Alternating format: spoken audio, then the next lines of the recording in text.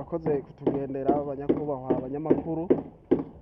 Nk'uko mubibona nitwa Ndikuriyo Romuald, nkaba ndi umwe mu bariko barafasha guhimiriza abakozi ba BMBC kugira ngo ibikorwa bya sosiyete yacu bishobore kubandanya bimeze neza, kugira ngo n'abariko barabibona mu buryo butandukanye babandanye bahurumbira isosiyete yacu nziza cyane gose.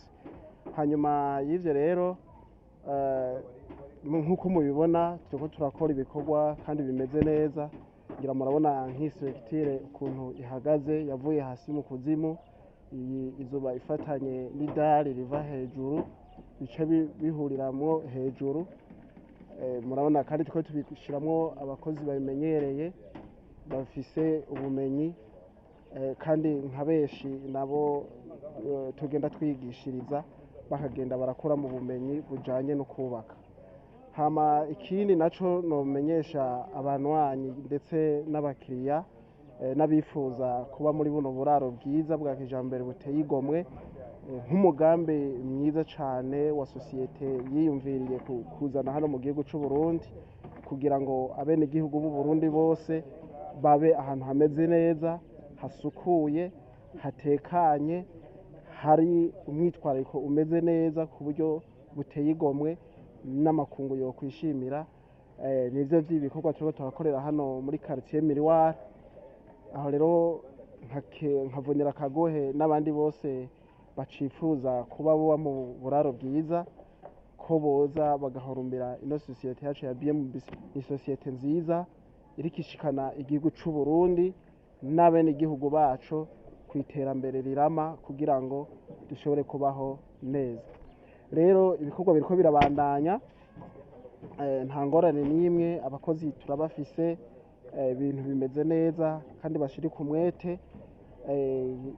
Nuko ngira mutaratembera mwari kubabona, murabona ko twamaze kuba dushirako inzu z'amatafari zamaze kuduga, tugomba kugerekako n'izindi, hanyuma n'izindi ziracava hasi, n'inkingi zo bita amakoroni inzu ihagararako ziriko ziratunganywa hariya. Ibikorwa no kuvuga biri ankuru bibandanya bigenda kandi nta guhagarika. Hama nkahamagarira n'abandi bose batari bwumve uno mugambi, ibi kubera twe dukorera ku mugaragaro kandi no mukuri kugaragara, nta muntu n'umwe nobwira ngo azaje inyuma y'amajambere, ahubwo ndabahimiriza baba diaspora baba bari hagati mu gihugu bafise uburyo kandi bifuza kubaho mu mazu meza cane, ko boza bakagana ibiro vyacu, ibiro vya BMBC Homes, hanyuma bakaganira ibintu bikagenda neza, tukabubakira amazu kuko dufise ubuhinga buhagije, nta ngorane n'imwe.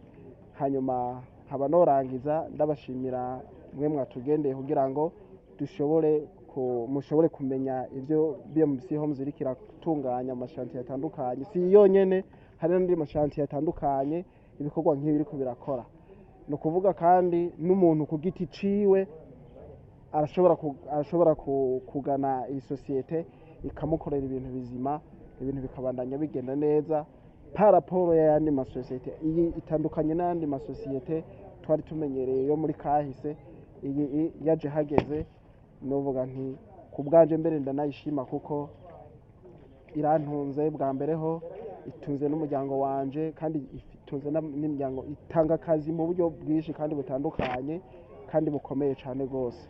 Kubw'ivyo rero novuga nti korana na BMBC mwironkera uburaro bwiza. Murakoze.